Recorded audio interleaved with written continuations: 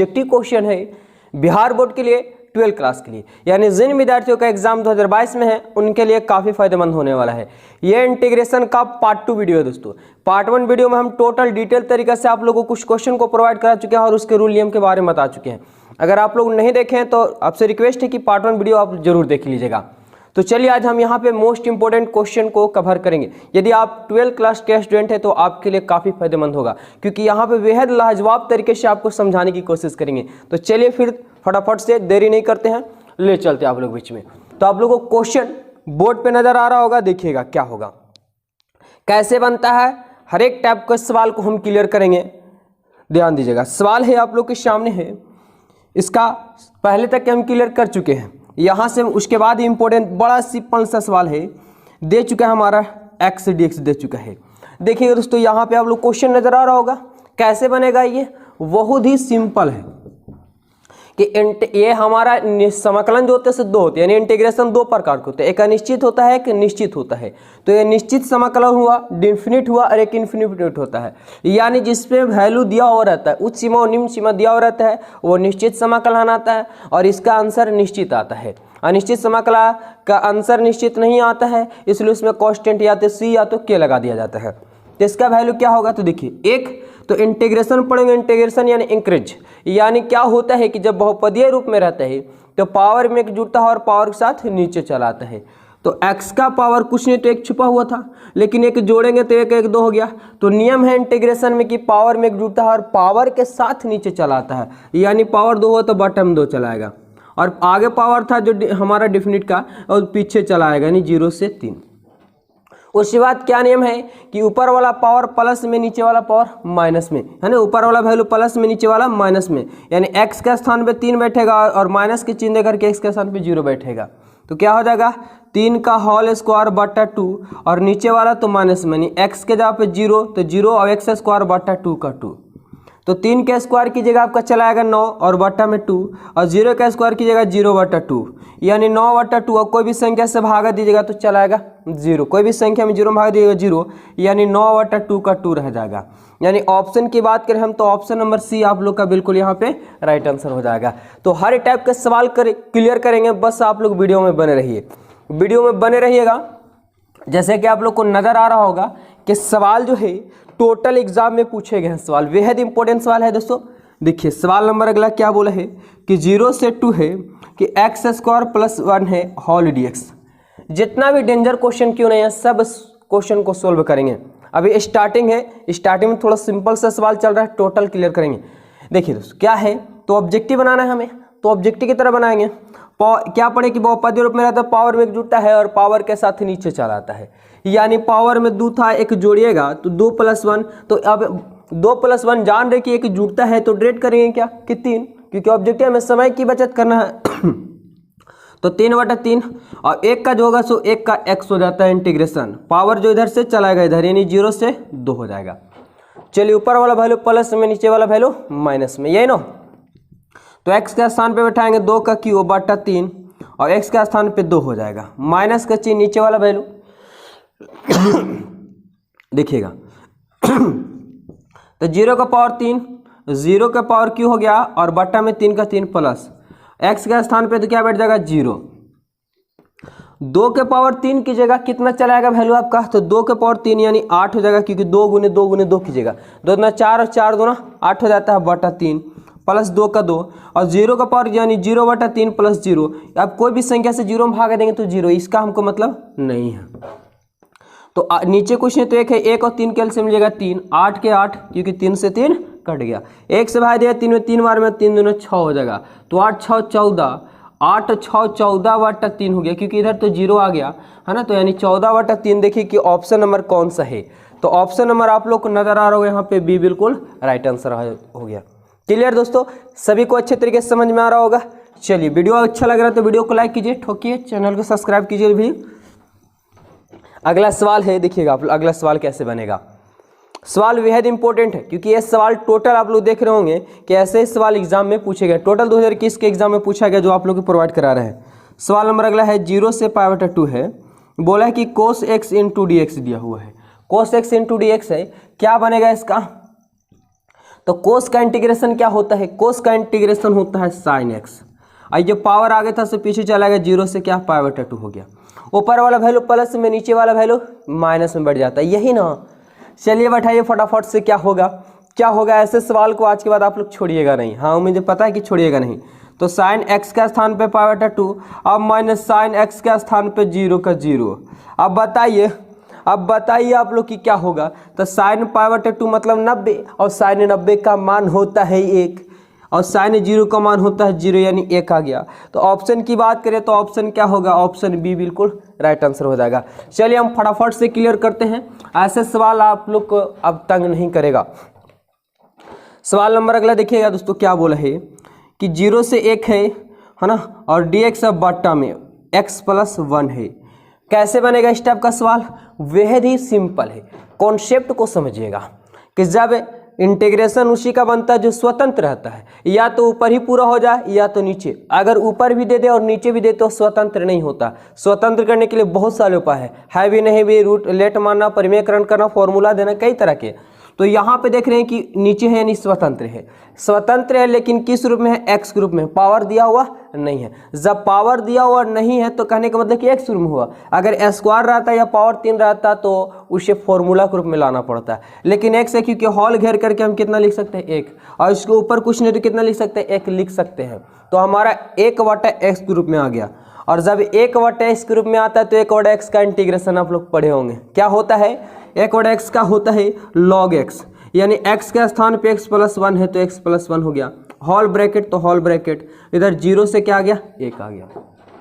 बस वही करना, ऊपर वाला वैल्यू प्लस में, नीचे वाला वैल्यू माइनस में, यानी log है x के स्थान पे बैठाएंगे 1 + 1 और माइनस log x के स्थान पे 0 और +1 का 1 हो गया। log 1 और 1 क्या हो गया, 2, और इधर log 2 में 1 में से 0 जोड़िएगा तो 1 ही रह जाएगा आपका। और पढ़े होंगे दोस्तों आप लोग एक नियम कि log a - log n रहता है, तो जो माइनस में रहता है सो log क्या चल जाता है, बट्टा में, यानी m/n हो जाता है, यानी log हो जाएगा तो 2 और बट्टा में कितना लिख सकते हैं, 1, और 1 से भाग दीजिएगा तो आपको वही रह जाएगा, यानी log 2। और ऑप्शन की बात करें हम तो ऑप्शन कहाँ नजर आ रहा है, ऑप्शन 1 में ही नजर आ रहा है। सभी ऑप्शन log से रिलेटेड नहीं, ऑप्शन होते ही एक कन्फ्यूजन करने वाले, भुचड़ाने वाले, लेकिन आप लोग भुचड़ाइएगा नहीं क्योंकि समझ में आ गया होगा। तो चलिए अगले सवाल की ओर चलिए चलते हैं। टोटल इंटीग्रेशन ये समाप्त होगा, उसके बाद आप लोग को जल्दी प्रोवाइड कराने वाले हैं वेक्टर 3D का ऑब्जेक्टिव और मॉडल सेट, जो भी इंटरनेट द्वारा जारी होगा टोटल फटाफट से हम क्लियर कर देंगे। बस बने रहिए आप लोग वीडियो में। देखिए सवाल बोला है 0 से π/2 और कोस थीटा, और नीचे है कि cos theta plus sine theta into D theta बराबर है। तो इसका हम राइट आंसर की बात करें तो ऐसे सवाल अगर जब भी आपको मिल जाए, ये ऊपर साइन कोस नीचे साइन कोस, या ऊपर साइन तो नीचे कोस साइन, अगर जब भी इस रूप में आ जाए, है ना, जब भी ऊपर जैसे कोस आ गया तो नीचे साइन कोस, अगर ऊपर साइन है तो नीचे कोस साइन, तो जब भी इस रूप में आ जाए तो इसका आंसर जो होता है सो π/4 के बराबर होता है। ऐसे सवाल के अगर पावर भी है 5/4 रहता है या 3/2 कुछ भी रहे और इसी रूप में रहे, है ना, या tan या sec भी हो, कोड भी हो, तो इसका आंसर π/2 होता है। कैसे होता है एक बार सीख लीजिएगा तो कन्फ्यूजन नहीं होगा। तो सबसे पहले इसे क्या किया जाता है कि समीकरण 1 मान लेते हैं, समीकरण इसे 1 मान लेते हैं क्योंकि ऑब्जेक्टिव हम बना रहे हैं। अब इसका गुणधर्म होता है कि x का जो मान निकाल जाता है उच्च सीमा प्लस निम्न सीमा, गुणधर्म का प्रयोग करके इसी को बोलते हैं कि उच्च सीमा और निम्न सीमा को जोड़ करके और जो थीटा रहता है उसे घटा दिया जाता है। यानी उच्च सीमा π/2 और निम्न सीमा 0 है और दोनों को जोड़ करके थीटा घटा दिया। तो थीटा हमारा क्या है, यहाँ थीटा है सो थीटे दिया हुआ है, यानी x थीटा जो है तो थीटे के बराबर रहता है। ये अगर x रहेगा तो x लिखेंगे, थीटा रहेगा तो थीटे लिखेंगे। ये होता है गुणधर्म नियम है क्या कि गुणधर्म नियम है कि उच्च सीमा और निम्न सीमा, इसे उच्च सीमा बोलते हैं, इसे निम्न सीमा, उच्च सीमा और निम्न सीमा को जोड़ करके थीटा घटा दिया जाता है, थीटा बराबर बस क्या हो जाएगा यहाँ पे तो π/2 माइनस थीटा हो जाएगा। यानी थीटा के स्थान पे आपको बैठाना होगा π/2 माइनस थीटा। चलिए दोस्तों देखिए फटाफट से 0 π/2 का 2 कोस हो गया और थीटा के स्थान पे हमें क्या बैठाना होगा तो π/2 माइनस थीटा। नीचे आपका आ गया कोस का कोस थीटा, इधर पे π/2 माइनस थीटा और प्लस साइन का साइन और थीटा का स्थान पे क्या तो π/2 माइनस थीटा, इधर डी थीटा का डी थीटा आ रहा है। चलिए 0 से π/2 कोस जब भी पढ़े होंगे कि π/2 यानी 90 लिखिए या π/2 लिखिए, जब भी 90 में से घटता है तो क्या होता है बदल जाता है कोस है तो क्या हो जाता है साइन थीटा और प्रथम कोऑर्डिनेट से इसलिए प्लस ही में रह जाता है। कोस 90 माइनस थीटा यानी क्या होता है साइन थीटा, और साइन 90 माइनस थीटा यानी हो जाता है कोस थीटा, और इधर हो गया आपका डी थीटा। यही ना, बस 0 से π/2 हो गया। अब इसको ज़्यादा करने की जरूरत नहीं है, इसे समीकरण क्या कर लेते हैं 2 कर लेते हैं। यहाँ पे हम डिटेल तरीके से आप लोग बता दें, क्योंकि ये सवाल जो है ना से एग्जाम में सवाल 4 नंबर 5 नंबर भी पूछ देते हैं, और सवाल ऑब्जेक्टिव में भी दे दिया है। तो कॉन्सेप्ट को समझ लीजिएगा, क्लियर हो जाएगा, एक बार समझ लीजिए। अब क्या करेंगे कि समीकरण 1 + 2 को जोड़ने पर, है ना, 1 + 2 यानी समीकरण 1 और 2 जोड़ दिए। तो इस आइलेट बना रहे हैं यानी इंटीग्रेशन बना रहे हैं, इसलिए क्या मान लेते हैं आई मान लेते हैं। तो इसे आई और यहाँ भी आई मान लेते हैं। तो LHS को LHS के साथ जोड़ेंगे, RHS को RHS के साथ जोड़ेंगे। तो इधर आई और प्लस क्या हो गया LHS का, इसका समीकरण 1 का आई, और इधर समीकरण 2 का भी आई हो गया, यानी आई और आई लिख सकते हैं। तो इसका भी LHS को LHS के साथ, तो RHS को RHS के साथ जोड़ेंगे। इधर क्या हो जाएगा, तो 0 से π/2 हो जाएगा, और इधर कोस थीटा है, नीचे आपका क्या आ गया है, तो cos theta plus sine theta हो गया। इधर डी थीटा है, चलिए इसका RHS क्या दिखे हैं, तो 0 से π/2 है, और इधर आपका आ गया साइन थीटा, और sine theta plus cos theta, यानी साइन थीटा, और नीचे आ गया क्या कि sine theta plus cos theta, और इधर डी थीटा का डी थीटा, आई और आई 2i हो गया। सवाल को इसलिए हम कॉन्सेप्ट को समझा रहे क्योंकि सवाल 5 नंबर में पूछ देते हैं, और ऑब्जेक्टिव में भी दिया हुआ है, तो बेहद इंपॉर्टेंट है, क्योंकि 1 नंबर नहीं 4 नंबर भी अगर 5 नंबर भी पूछ दिया जाएगा तो वहां से भी आप क्लियर से बना सकते हैं। चलिए दोनों में इंटीग्रेशन देख रहे होंगे, इंटीग्रेशन कॉमन ले लेंगे, 0 से π/2, इधर जाएगा कोस थीटा, नीचे हो जाएगा cos theta plus sine theta, और इधर हो जाएगा इंटीग्रेट, जब कॉमन लिया गया तो इधर क्या बचेगा साइन थीटा, और इधर हो जाएगा sine theta plus cos theta. यहाँ भी dx, यहाँ भी dx, यानी हॉल क्या कर सकते हैं dx, क्योंकि डी थीटा भी sorry D theta theta common हो गया, 2i का 2i हो गया, और 0 से π/2। अब देखिए दोनों का एलसीएम सेम होगा, क्योंकि sine theta plus cos theta है, और sine theta plus cos theta दोनों तरफ है। इधर कट गया पूरा तो बचेगा कोस थीटा, इधर पूरा कट गया तो क्या बचेगा साइन थीटा, और इधर आ गया आपका साथ में क्या, तो डी थीटा। ये पूरा से पूरा क्या हो गया, कट गया, तो 2i का 2i, और इधर बताइए कि 0 से π/2 बच गया, एक बार में कटा होगा, इधर डी थीटा हो गया।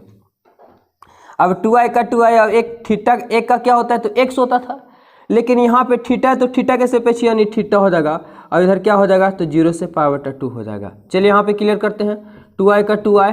अब देखिए ऊपर वाला वैल्यू प्लस में, नीचे वाला वैल्यू माइनस में, यानी थीटा के स्थान में बैठा देंगे π/2, और नीचे बैठाएंगे तो 0 हो जाएगा।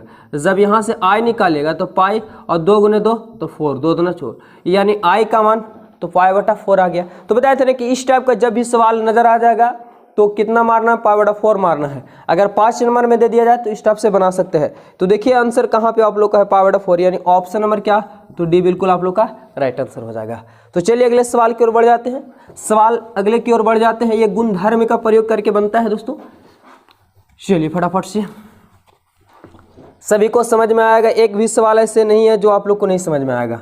देखिए सवाल क्या बोला है, 0 से 1 है, और क्या दे चुका है, e⁴x × dx दे चुका है। यही ना, बेहद ही सिंपल है। कैसे बनेगा, तो ex जो होता है सो अपवाद है। अपवाद कहने का मतलब हुआ कि इसका इंटीग्रेशन भी x होता है और dc भी ex होता है, सिंपल। तो ex का इंटीग्रेशन ex होता है, इधर से आपका पावर जो चला पीछे चला आया।